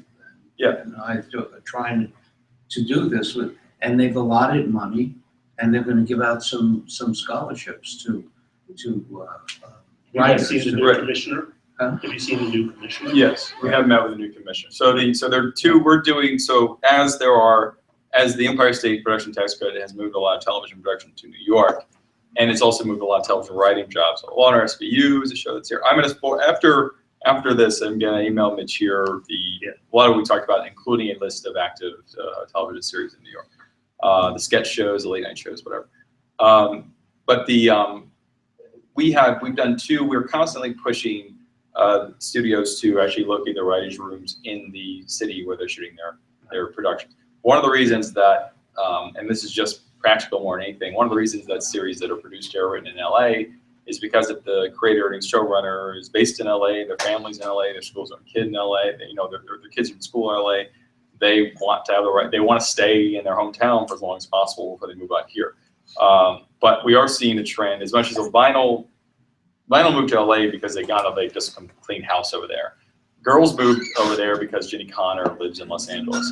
But Mr. Robot, though, was in LA and was produced here. Now it's writing rooms here. So we are seeing a trend of sort of shows that are being produced here, written here. So we have, as Norman indicated, we have met with the sort of New York Film Commissioner to sort of incentivize sort of shows that are produced here to be written here. We also have a bill in Albany, which we will be going to Albany next Tuesday to advocate. Bo Willimon will be going to Fontana, but also a lot like Robin Thede from The Nightly Show, a lot of other, Tanya Barfield of Americans. There's a lot of other writers who will be joining us to sort of effectively participate in the lobby day.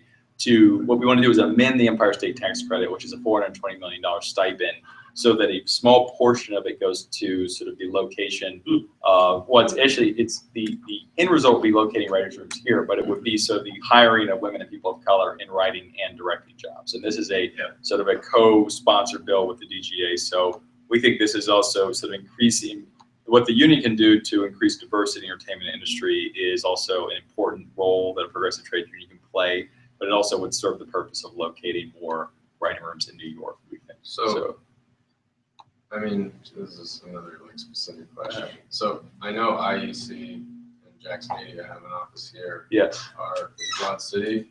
Yeah, Broad City's written here. So is that the show on Bravo, the Odd Mom Al is written and produced here. Amy Schumer is written and produced here. Those are all Jackson Media. Yep. American's Writers Room here. American's Writers Room is here. Yeah.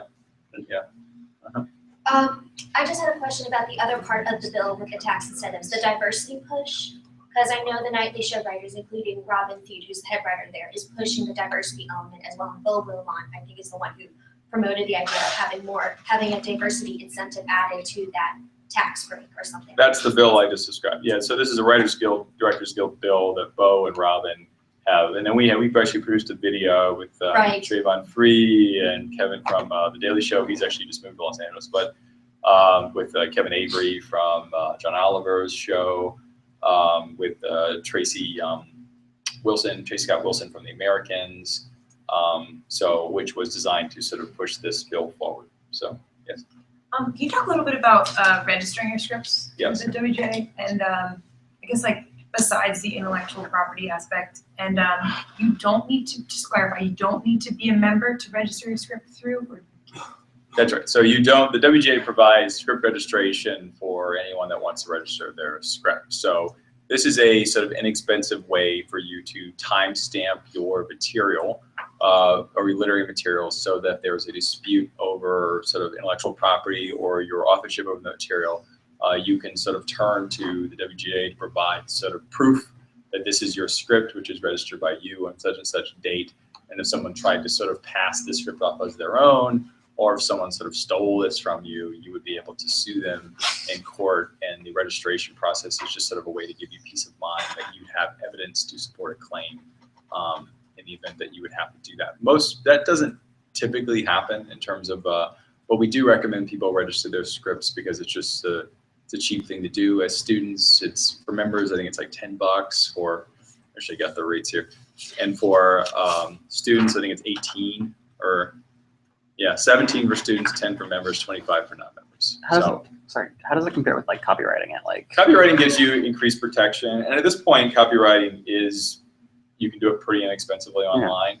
But the thing about as writers in film and television and digital media, you don't really retain copyright over your work. You're working under a work for hire sort of legal employment situation. So unlike an author of a novel or a play who retains his or her copyright over their material after it's produced or once it's sold, as a writer of a screenplay or a writer of a television series, you don't retain copyright. Having it, it's owned outright by the producer that buys it from you. Having it though under a guild contract, sort of what you're able to do is secure a lease over that forever. If the script is produced, you're the original writer, you're the credited writer. The WGA is collecting residuals for you. And when I say residuals, you guys know what I'm talking about. I'm not talking about back-end profit participation. I'm talking about money every time that a writer, the credited writers get, no matter where this thing's exploited. It does not have to be proven to be profitable for those residuals to be collected. And the WGA collects hundreds of millions of dollars each year for its members for residuals. Also, like I were talking about before, separation of rights. So while you don't retain copyright over it, if it's under a guild contract, the guild can protect you and make sure that you're paid no matter how this sort of project is exploited. If the thing winds up being produced and you're the credited writer or co-writer on it. So registration is something we recommend. It's just an inexpensive way to give you peace of mind over your intellectual property in the event that you might have a dispute with someone else. So we just approached a producer of one of my films, approached by an accountant who said, "We think there's a large reservoir of money from streaming," and that this is a film that in the 80s, my favorite year. And he said, "I will do this for free, and if I find some money for digital money for you." Have you heard anything about? He said, "I'm going to dig this out, and if I find money, I'd like 20%." Right. Well, there's probably, I think, an accountant independently investigating something like that on behalf of a writer would suggest that their individual contract had language which would sort of require profit participation. The WGA collects and tracks the dissemination of, what's supposed to happen is that, especially with a feature film, you enter into commercial streaming or free to the consumer streaming, the WGA is automatically collecting 1.2% of that license fee revenue once it enters that market. And when it's renewed or if it's extended, then that money is also collected. So we are collecting, we're not yet collecting anywhere near what we are for new media reuse as we are for traditional media reuse, but that's changing, and those monies have increased every year. In this event, I mean, there are instances where a writer is sort of guaranteed some sort of, additional monies, which is not controlled by the Writers Guild, and they might hire an accountant to find it. So, Hey, Jen, I'm sorry, go ahead, Jen. Question, if your name is attached to something and then it gets reduced and then you decide to join, so then say you weren't covered during the production or whatever, that would just help you for the future, correct? Or you can, like Lucy Allenbar, for example, like Beast of the Southern Wild was not a covered film, but due to the success of that, Lucy was able to say, I want my next film to be guild covered, and I think it just automatically was given the budget and the scope of it. So you can also we can retroactively cover, like let's say that the producer starts as a signatory, but then it becomes a signatory because they want to hire a Writers Guild member to do a rewrite. You can then join the guild on that project, and you'd have to be made whole if you were paid under scale at that point. So, yes. So I worked for Tom Fontana last fall, and I remember him telling me that he's not allowed to read his scripts from his interns because if they're not WGA members, and since he's a signatory, he's not allowed to, because if he ends up benefiting from it, there will be all these legal repercussions or something like that. So I'm just curious, based on what you said about the registering, if I register my script, can he then read it? He can read it. I think he's responding to advice from counsel on that. I mean, he can Right. read it. There's nothing preventing him from reading it now. I mean, producers read far more non-guild scripts than they do guild because they're just far, because they're always looking for new material. People are not yet members. So registering is not going to make a difference in that situation you're describing. I mean, you can, next time you speak to Tom, you can say, Well, no, I I'm mean, happy to speak to him about it. But I it's feel like he's partially using it as an excuse to mediate the volume of scripts that are coming into his office. Yeah. But at the same time, registering just helps. Registering does not. I mean, that would probably make, by the argument he's making, that might make him less inclined to read it because he's essentially saying that he doesn't want to be, and the producers will have this problem. There's a reason they won't receive material unless it's by an agent or a manager, is that they don't want to be accused of having appropriated content from a script that they read into something they write later.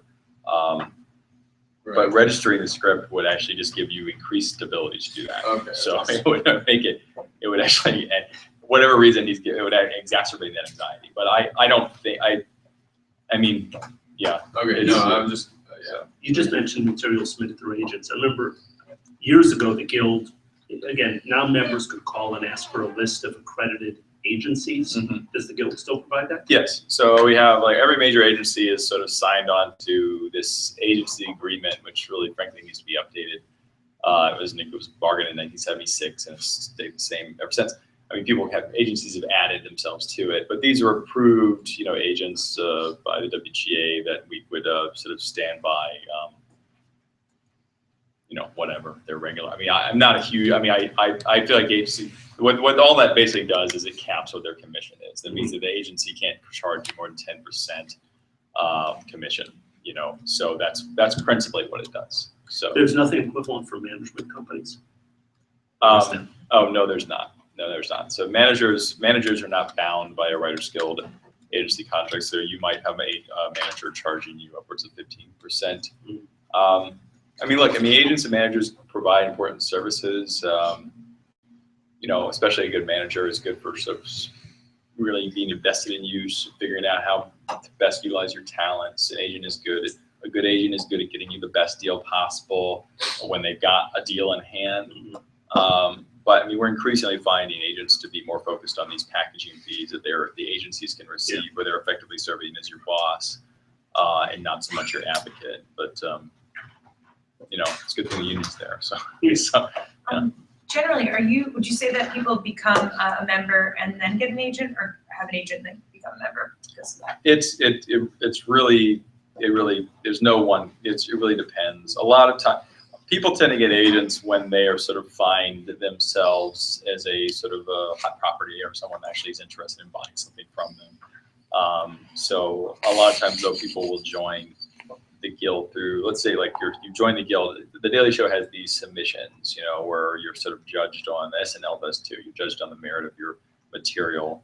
A lot of people will just find out about that through a friend of theirs or just through whatever and submit. The agent's not really helping the evaluation process, but the agent is good maybe making you aware that job exists. So, but it's hard. It's hard to get an agent. It's also hard to keep an agent's attention once you have it. And if you, again, I don't want to impugn. Agents are good. Once they've got that thing, a good agent is good at sort of maximizing its value, sort of getting every last penny that you can get for you. But it's not like, my experience is even people of notable size reputation have a hard time getting their agents on the phone just because they deal with so many different clients at all times. So Brad Pitt could probably get his agent. so But not after a couple of bad movies. Why? What good is he then? So, Right. but you'll get. Agent is not something that you miss the boat. You miss. You'll find. If you're hired, let's say on the Tonight Show, or you're hired on a scripted series, you'll know people who have agents, and you'll just by virtue of being, accessing that world, you'll be able to sort of, figure out for yourself what's, So. Can you be in both guilds, East and West? No, but you can. But I would argue, you are in both guilds, and that there's no, other than you've got less separate elected boards and just where you're located, there's no difference in terms of what you're receiving from the WGA. But what I'm saying is, like, if you work on a show in New York for a few years and then you move to LA because of the job, and then your membership in New York expires, you get 2 pensions. No, the pension, that's what I'm saying. The pension, health, the cash, all of that is exactly the same. You're not receiving, if you have a job in Los Angeles, you're an East member, you're being paid on the exact same terms as someone who's a West member. And it's combined at the end of the day for your, I mean, when you retire, it's all of your work. The contributions are going to one Writers Guild pension and health fund office. It's not separate. Right. The only difference between Writers Guild East and West is these unions were founded separately and they have separate boards and councils, but that's it. There's no difference in terms of where the contributions go. There's no New York office for that. There's one pension health office. It's in Burbank. So you would receive. So if you guys have health insurance, the Writers Guild, and you have a complaint or you have a question regarding your health insurance eligibility, you can call California office, which is annoying if you're getting up in the morning and it's not open, but it's good if you have if you need to make a call after 7. So Geoff, who's deciding and how often is it considered who's actually managing the pension and the health insurance program? They have the pension health office is pretty extensive, and it's like the trustees they just hired a new CEO in the last few years to administer benefits. And this is someone who has a lot of experience just in administering sort of benefits for large corporations. So the trustees make that decision, and then they advise the CEO, like similar to how the Writers Guild East and West work with a lot of unions work where they elect a president to run the day-to-day operations of the union. The Directors Guild, Writers Guild, Screen Actors Guild don't work that way. Neither does the Players Union in baseball. These are people who are, or doctors unions. These are people who are skilled professionals that want to be doing their job. They don't want to be running the union. The unions are technically run by the elected body, but they hire an executive director to run the East and the West and the Directors Guild and the Screen Actors Guild. So Players Union, whatever. So the trustees hire a CEO to run the pension health funds and to sort of find ways to maximize benefits and to save money and that sort of thing. So. You mentioned that one of the good outcomes of the 08 strike was the Guild getting digital jurisdiction. And you mentioned specifically since then that's covered Amazon, Netflix, Hulu, Look and Sign Up, YouTube Red as arguably a Netflix-like service, Yahoo Screen. What about places that have been getting into video in other ways, but don't yet do what we think of as TV programming, but will soon? Facebook and Snapchat and Instagram. Yeah. Are those arguably already covered, or will new assertions have to be made? New assertions will have to be made, but we are not as concerned about that because especially if Facebook, the companies you describe want to get into that business, they're going to want to do, like Amazon tried. Do you guys remember in 2014 when Amazon was making really cheap shit on original programming on? You don't remember anything before Transparent? Yeah, you think like when Bill Maher did that talk show about books? Yeah, but they actually even had scripted entertainment, original programming for Amazon. You mean like the first run of pilots, like Alpha House? Right. No, even before Alpha House. This is before. This Alpha House came right after. But anyway, I'm only mentioning this because they tried to do this non-guild. They tried to do it on the cheap, and it just didn't work. The investment was a complete disaster. They just lost money on it. Amazon then broke big with Transparent, which is a very successful show. And as a way to drive, Amazon only wants you just getting to Amazon and buying shit on Amazon. So that's Transparent is a good way for them to do that. I think we believe by industrial trends would suggest that if Facebook, Instagram wants to, which would suggest everybody wants to sort of find a way to drive them towards the principal, so that they will also want to work with guild members to do that because they're going to want to produce something that's going to be notable, newsworthy, and sustainable. So we think that for Amazon, Hulu, Netflix, are the pay scales comparable to AMC, FX, HBO? Are they lower still? So in 2014, it's a very good question. In 2014, we were able to establish network scales for subscription video on demand series with over 15 million subscribers, which includes Amazon and Netflix. A broadcast network or a cable network? Broadcast network scales. So NBC, ABC, CBS, Fox. If you're on House of Cards, you have to receive network minimums. If you're on Transparent, you have to receive network minimums. On Hulu, if you're on Unbreakable Kimmy Schmidt, you got to receive. That's a sort of budget which is a subscriber based of less than 15 million, but over 1.2 million per episode. You've got to pay, or now 1.2. Sorry, it's over like 500K per episode, but you have to pay basic cable scales. So we also bumped up the 60-minute basic cable or non-network scale because the quality of programs on AMC and FX are much more similar to network programs. So that was such a fight for years. I remember trying to get more money out of cable. They're not the same, but they are closer. There was an outsized increase to that content. So.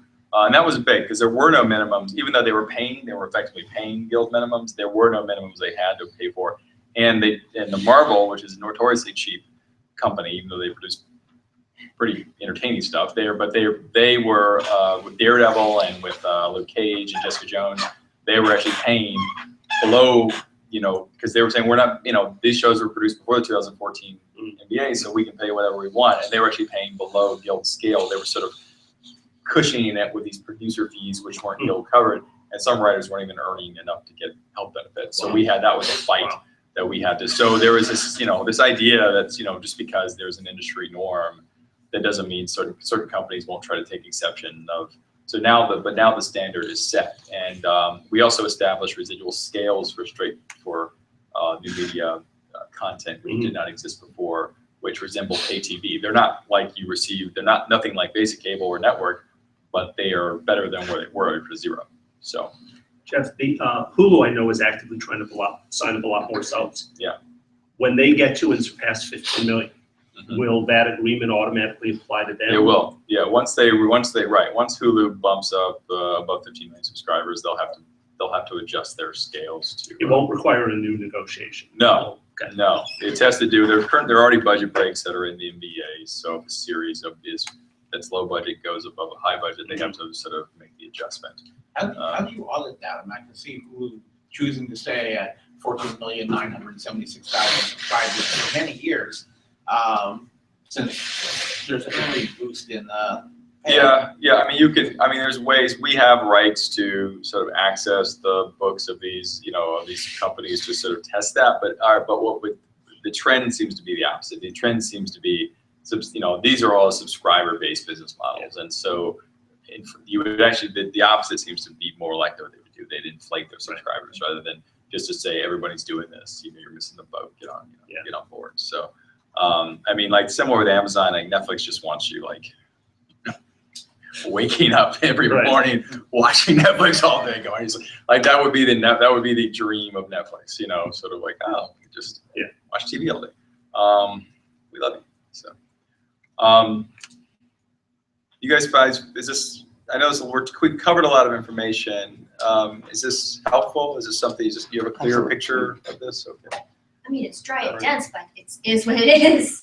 I mean, I would like to ask more questions about getting into the membership and that kind of stuff. But I think looking at the website and hearing from you, I think it's easier here than it is out in LA. But at the same time, I'm not one who's necessarily doing any digital presence except for a huge portfolio, but I'm interested in doing filmmaking, and it's very different from joining a TV series and then being able to get a membership by being part of a signatory writing team. And I'm questioning, how does that work as an independent person? Yeah. Because I hear that the road is a little more difficult because it's they only want to read it if you are a guild member and you have an agent, but then you can't make it unless you want an agent and be part of the guild. And it's really contradictory and all that kind of stuff. Yeah, I mean, that's oftentimes an excuse a producer will give you as a way to filter out there's just the sheer volume of content they're asked to read. But I mean, no one is born a guild member. Everyone, and no one is born with an agent, so everyone sort of finds different ways. There's no one way to secure employment or sort of sell a script. And most people who sell their first script don't have an agent, or they don't, they just sort of have wound up through various talent and luck and whatever. I've just sort of it's just wound up in the right person's hands who has the ability or to get this, has the funds and the commitment to it. So, but you join the guild for a feature film the same way you do for a series. It's a signatory, produces a feature film. A lot of independent film is non-guild, but we do, as I mentioned, we do have that, which I will email to Mitch afterwards. We do have this low budget agreement, which makes it easier for them to cover guild, projects, which is something that's to the benefit of our members, but it's also to the benefit of people's ability to join the guild. So, and then there have been some, like Broad City is a good example of a series that we covered as a web series, which became a television series. This new series that's going to be on HBO. My memory today is hard. High Maintenance was a web series that's now going to be on HBO. That was covered as a web series. It's now, that's now going to be a television series. That we're already, so there are, the method upon which when I was, I was never in production, but I knew a lot of kids a lot of students in Austin that were in production, and this was like in 1890 or whatever. There was no way. The internet existed, but the idea of there was no way to sort of get your content seen. The method upon which someone can invest into a project and get it seen by like whoever, the way that you can differentiate yourself as an artist, not just by virtue of the script that you've written, but also the long trailer or the short film that you've made of your material. The lower cost of getting that stuff made, the fact that you're living in New York where there's just like a glut of talent, of people willing to work with you and excited about doing it, is all sort of advantageous to you. Even though a lot of people are doing this, it's a good way for you. You're not just sort of bound by sort of like, you don't have to put a physical script in a producer's hand, which was the case forever there's lots of ways that you can. There's also lots of festivals and contests and that sort of thing. And then you're in it. I would encourage you again. I am a resource for you in terms of what you should expect to be paid and sort of give you a sort of reinforcement of what your worth and your value is. But as I've worked for the Guild for 9 years, I've seen people rise to the ranks just by sort of aggressively sort of assimilating themselves in this community of artists in New York or in LA.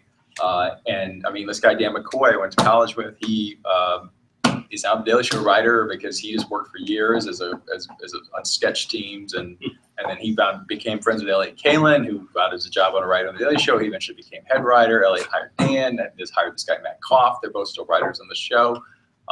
It was sort of years of sort of perseverance and hard work that he just sort of, and also just this willingness to sort of get out there and sort of and continue to work, which is what sort of led to that opportunity. Now Dan could get fired tomorrow and never work again or whatever, but he's been on that show for 5 years, and that's pretty substantial. So questions, thoughts? Anything else to add? Anyone else? All right. Thank you. Of course, Thank you Thank you so much. So I will email Mitch a copy of the low budget agreement, the YouTube guide, the script registration form, and you'll have my information. So I encourage you, as you guys